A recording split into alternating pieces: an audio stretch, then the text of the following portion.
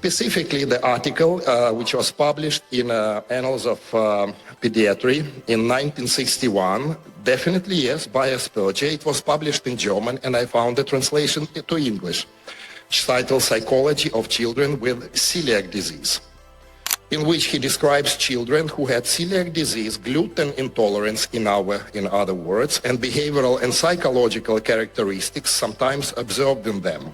Asperger discussed personality traits and emotional difficulties in children with celiac disease, but did not describe autism or autistic pathology in that article at all, because Asperger only described Asperger syndrome almost 20 years earlier in 1944 article.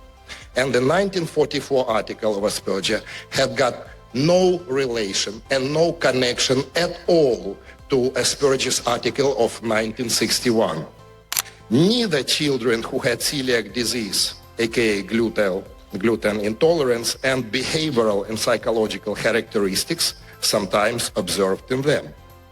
Later, in the same article, Wakefield writes, anemia and Ig immunoglobulin A deficiency in some children.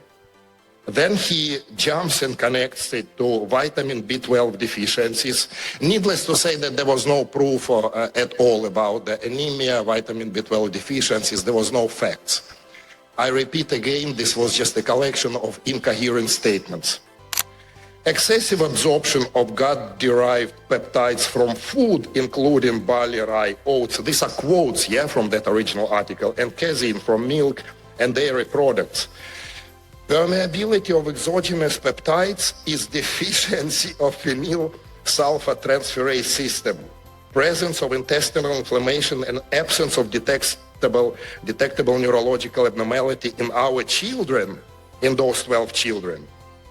Now he claims, you see, in one sentence he claims there was absence, in the next sentence he can claim that there was some. And consistent with exogenous influence upon cerebral function.